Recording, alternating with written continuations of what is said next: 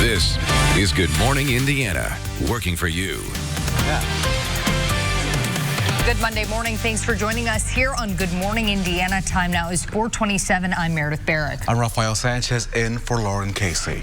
And meteorologist Todd Clausen joining us now. Todd, we had some pretty severe storms overnight. That lightning was awfully bright, the thunder very loud. So what can we expect today? Yeah, 2 days in a row, Saturday and then Sunday. And today it's more probably about the heat and humidity than the storm chances. There will be a chance of a storm or two this afternoon, but it's going to be more of just that pop-up storm compared to that solid line of storms that came through during the day yesterday. So 63 in Logansport right now, 70 in Indy, known as Storm Team 6 radar. A lot more quiet now in the center of your screen. Just one little passing shower down there near the Greensburg area. So throughout the day today, plenty of sun. Again, we'll be on the lookout for a pop-up storm or two developing during the peak heating of the day. So the morning's completely dry. You don't have to worry about any rainfall. But look at that high temperature sneaking up into the 90s. Today's probably going to be the first of at least 3 90-degree days coming up this week. Okay, the weather we are used to this time of year. It is a typical, very mid-August pattern here for at least the next few days. Summer is sticking around. Sure is. And it's sticking around very sticky. Yeah. Literally, yeah. We are following a number of breaking stories overnight, including from Marion and Hamilton County, Meredith. We had a police chase this morning that began in Carmel but ended up in Indianapolis. Still so many unanswered questions at this hour. 2 men have been arrested after people reported a suspicious vehicle near 106 and Westfield. That vehicle then ended up crashing into a home and a fence. Again, 2 arrests have been made. We're following this breaking news situation. And Rafael, we are just a few weeks away from the red line going into operation. A lot of people looking forward to this, but a lot of people wondering how it all works. Well, thankfully, they're going to have volunteers out there to help folks use that rapid transit system. They are offering 2 training sessions. The first because the first few days may be a little confusing for passengers as well as motorists. We've seen some people driving down those lanes, even though they say bus only, very large printed on them. So we will have all the information you need to know if you're interested in becoming a volunteer or you're interested in just taking a ride on the red line. I may need the training because it's confusing for us, and we do stories about this every day. Yes. So we'll see what happens. And we continue, of course, our month-long focus on classroom to career, all part of our Hiring Hoosiers initiative to connect you with jobs and training resources. We're taking you to a local college here in Indianapolis that is giving students college credit for life and work experiences. We'll show you what school is behind the program and the potential for people to save thousands of dollars while earning a degree. That plus more news and traffic all morning long right here. It all begins right now on Good Morning Indiana. This is Good Morning Indiana, working for you.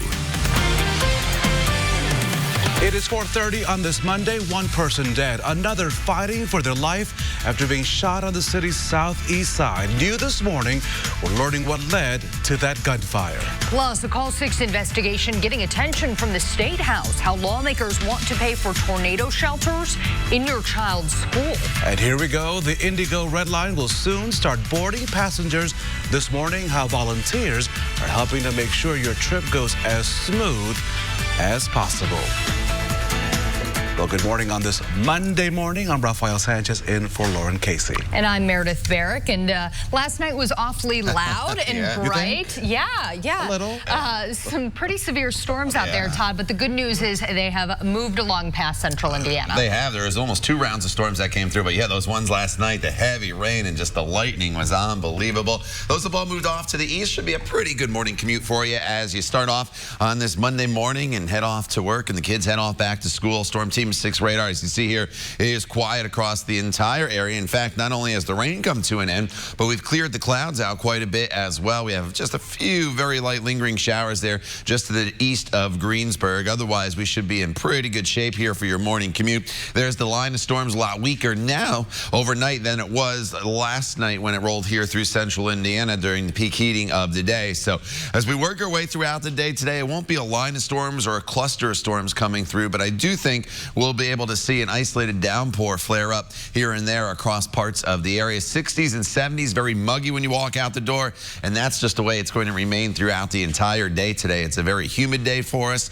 and that will continue into much of this week. So warming quick, already up to 85 degrees by the noon hour, with our high temperature later on this afternoon climbing all the way up to 91 degrees. The time now, 4:31. Let's get a first look at traffic this morning. Don, thank you so much. And of course, I'm channeling Lauren Casey, who is the queen of traffic. We're giving it our best this week.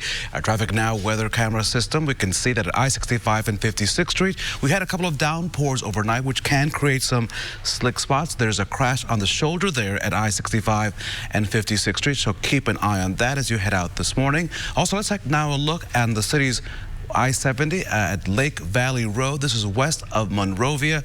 Again, as you can see, traffic is building up this morning. We'll keep an eye on this as well as the situation on 56th Street throughout the morning. Meredith? Raphael, thank you. Breaking overnight, 2 men are in custody after a police chase that started in Carmel and ended just north of downtown Indianapolis. The chase started after 1 this morning when neighbors called police about an SUV driving slowly and without its lights on near 106th and Westfield Boulevard. After about 25 minutes, the SUV crashed into a house and tore through an iron church fence near 29th and Annette Street. 3 men got out of the vehicle and took off running. 2 of those men were arrested. Police continue to search for the third. New this morning, 1 man dead, another fighting for his life after a shooting on the city's southeast side. Police say the shooting happened around 9:30 last night on Straw Hat Drive. That's near Emerson Avenue and Shelbyville Road. The homeowner told police 2 men broke into the home and 3 started to fight over a gun. The 2 men were then shot. We're told the homeowner is cooperating with police at this hour. The investigation into this incident continues this morning. The time now is 4:33, and the mother of a missing Indiana teen says her daughter's stalker kidnapped the girl, then took her to Arkansas. Indiana State Police issued an Amber Alert for 16-year-old Madison Edelman of Crown Point after her vehicle was found abandoned near her home. In the alert, police suspected Madison was with this man, 22-year-old Alexander Curry Fishtorn. Madison's mother says the man had been stalking Madison for more than a year. The family also filed a restraining order against him in March. Police in Hot Springs, Arkansas confirm Curry Fishtorn is in jail this morning. He pulled up on her car. She thought he was going to hit her. He came to her driver's door, ripped her out of her car, threw her over his shoulder, and threw her in his car. Authorities have not released any details about how or where they found Madison. Charges in the case have not been filed at this time. And not once, but twice that a Westside business owner is a target of thieves. This was the second time they broke through the front door in the last month. On Wednesday, after our story aired, this man, who the owner believes is a different suspect, is seen looking inside of cars outside of the vape shop. He says another camera inside that store shows the same man breaking the window and stealing a $500 vape. The crime is just the latest in a string of crimes that businesses are dealing with along West Washington Street. An Indiana National Guard Staff Sergeant from Greenwood has died in a tactical vehicle accident at Fort Hood, Texas. Staff Sergeant Andrew Michael St. John was an embedded observer controller and trainer with the Army National Guard. St. John was an infantryman with Company B, 1st Battalion, 151st Infantry Regiment. He had previously been deployed to Iraq and Afghanistan and received several awards and medals. His death remains under investigation this morning. The time now is 4:35, and Indigo's Red Line will start boarding passengers in less than 2 weeks. Are you ready for this? But this morning, the focus is on making sure volunteers know how the new rapid transit line will work for you. The volunteers are going through a 2-hour training session to prepare for the riders who will be hopping on those buses beginning September the 1st. Indigo officials say the Red Line will be a main source of transportation, getting people from Broad Ripple all the way down south to the University of Indianapolis. I'm really excited to be learning how and helping others learn how to use the transit system. Hopefully, I can get them to work and home quicker. Hopefully, to encourage other people that have cars to leave those at home and use that. The Red Line will open to the public on September the 1st and will be free to ride the entire month. If you want to volunteer, click on this story in the RTV6 app. Dining fanatics and foodies rejoice. Devour Indy Summerfest starts today. For 2 weeks, more than 200 restaurants will offer discounted 3-course meals throughout the Circle City. But Devour Indy is not only about getting a good bite to eat, it's also about supporting a good cause. Last year, donations raised $100,000 for Riley Children's Foundation. To check out the list of participating restaurants, head to the RTV6 app and click on this story. It is 69 degrees at 4:37. A Call 6 investigation into tornado safety precautions in schools is getting more attention at the State House. After our story about the lack of tornado shelters in schools last month, the Indiana Department of Homeland Security has received several phone calls from schools interested now in building those tornado shelters, and state lawmakers are looking for ways to help districts pay for them. Sure that if we were able to invest in making sure that programs were in place where we can help support local school corporations with local dollars to match to go along with these federal programs, that would be of extreme help. Schools can apply for FEMA funding to build their own tornado safe rooms like the one in Salem, but they will have to come up with 25% match for that program. That can range from hundreds of thousands of dollars to more than $1 million. Authorities say 2 potential mass shootings were avoided over the weekend. New this morning, who police credit for potentially saving dozens of lives. Plus some scary moments to open the IndyCar race at Pocono. Take a look at that. This morning, our drivers are reacting to the frightening crash, sending one driver to the hospital. But first, let's check in with Todd. And it was a stormy evening across central Indiana, Raphael. The storms have now moved off to the east. That is the good news, at least for now. Some additional storms are possible later on this afternoon. We'll talk all about it in your Storm Team 6 forecast. The time now is 4:38. You're watching Good Morning Indiana right here on RTV6. Drive at Honda of Fishers. Welcome back to Good Morning Indiana. The time now is 4:41. We continue to monitor this situation on the city's north side. This is I-65 and 56th Street. We had a crash on the shoulder about 20 minutes ago, but since then, it has been cleared. You heard Todd's forecast. We saw a couple of downpours throughout the overnight hours, so the roads may be slick. Keep an eye on that, but for the most part, your morning commute is looking pretty good at this hour. Meredith? Raphael, thank you. Congresswomen Ilhan Omar and Rashida Tlaib will host a press conference today regarding travel restrictions to Israel. Israeli Prime Minister Benjamin Netanyahu denying them entry, then in reversal saying Representative Tlaib could visit with restrictions. Tlaib ultimately made the decision not to travel to Israel. Today's event will include people who have been directly impacted by similar travel restrictions. Dick Cheney is returning to politics today. The former vice president will appear alongside his daughter, Representative Liz Cheney, at a fundraiser in Jackson, Wyoming. The lunch event is in support of President Trump's 2020 re-election campaign and the Republican National Committee. It has been 2 weeks since the mass shootings in El Paso and Dayton, Ohio, and the FBI now expressing concern over the possibilities of copycat attacks. As ABC's Serena Marshall reports, officials are arresting 2 different individuals for allegedly making separate mass shooting threats in the past couple of days. Another mass shooting averted. Do you have any weapons we need to know about? Police arresting 25-year-old Tristan Wicks of Daytona Beach, Florida, discovering a hunting rifle and 400 rounds of ammunition at his apartment. It came following a tip from his ex-girlfriend, who he allegedly sent a series of disturbing messages like this one, writing, "A school is a weak target. I'd be more likely to open fire on a large crowd of people from over 3 miles away." He talks about how he wants to die in his text messages, and when he dies, he wants to kill 100 people. His arrest coming the same day as 20-year-old James Reardon Jr. in Ohio. Police say he posted this disturbing video online with the caption, "Police identify shooter in Youngstown Jewish Family Center as a local white nationalist." A Friday raid led to a cache of weapons, ammunition, a gas mask, and bulletproof armor seized from his home. With the hate crimes and everything else going on, we wanted to make sure that we did our part. Police claiming in their affidavit, Reardon attended the deadly 2017 Charlottesville Unite the Right rally.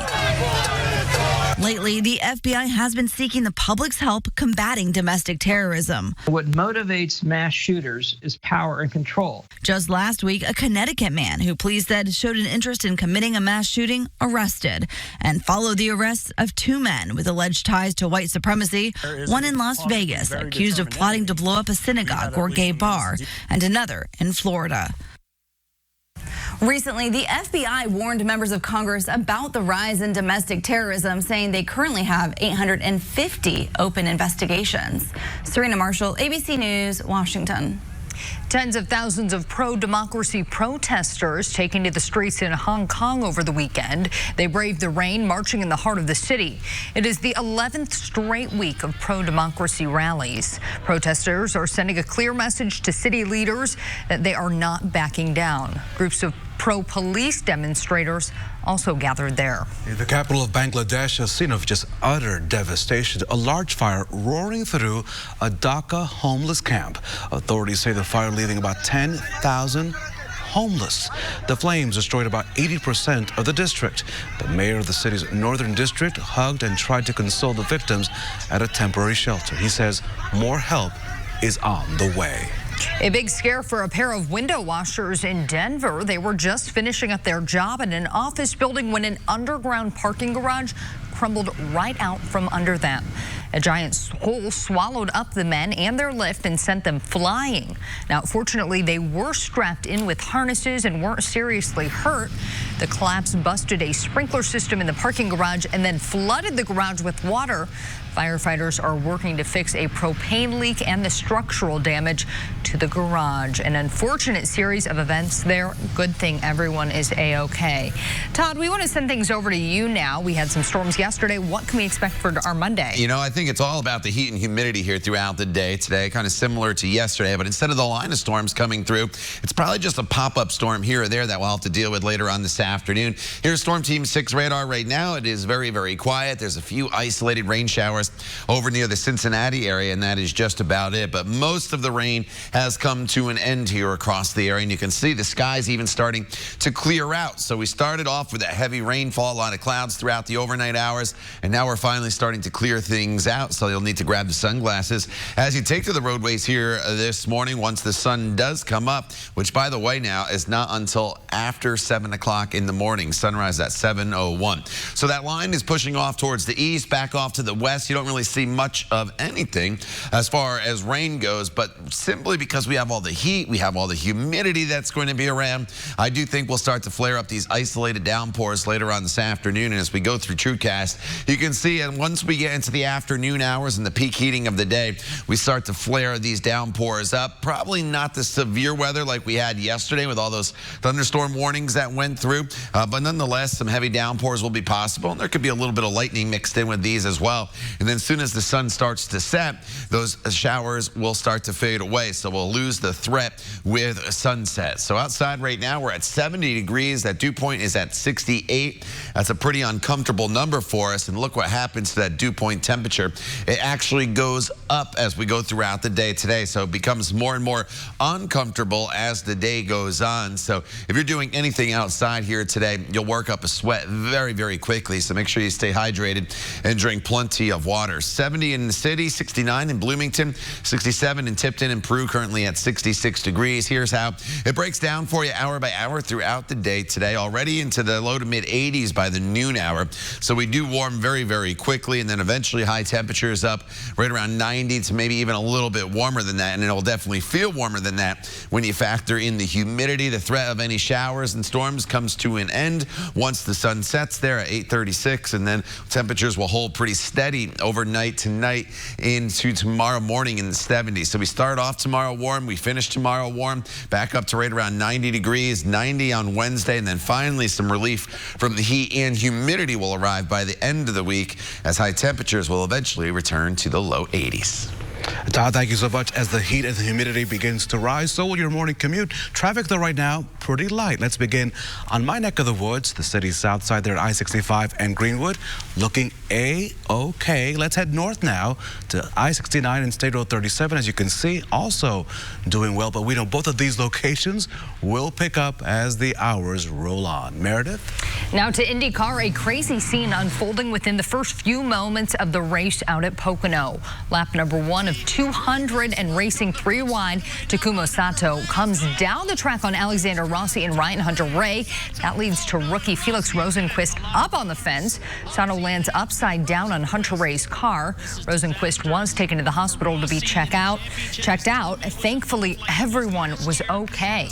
The racetrack has been the scene of a number of serious crashes. Driver Justin Wilson died after being hit by debris in 2015, and Robert Wickens was paralyzed in a crash there just last year.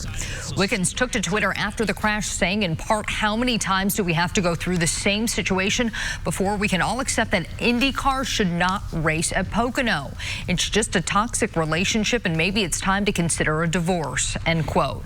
It's important to note IndyCar does not have a contract with Pocono for the 2020 season. Coming up, a toilet that does more than just flush. How the technology detects and deters, oh yeah, inappropriate behavior. Uh-oh. Plus, multiple homes catch fire after intense lightning moves through the area. Coming up at 5, the damage left behind from Sunday's severe thunderstorms. But first, I'm Vinny Politan. Coming up today on Court TV, a case that made national headlines. Florida versus Michael Draka. A dispute over a handicapped parking spot results in a fatal shooting. The entire incident caught on video. Jury selection today. We are live in Florida on Court TV. And of course, they have all the dramatic court cases around the country. Don't forget, you can watch all new Court TV live on your mobile device by visiting CourtTV.com. The time now is 4:50, and we'll be right back on Good Morning Indiana. Financing for 60 months on select 2019 Atlas models. At 4:54 on your Monday morning, we are taking a live look at I-70 at Ronald Reagan Parkway on the west side. You can see a few cars and semis out there at this hour, but no issues to report on the roadways. Maybe you'll see a 1939 Porsche there on the roadways. Maybe not. A Type 64 failing to sell at auction after some bidding confusion.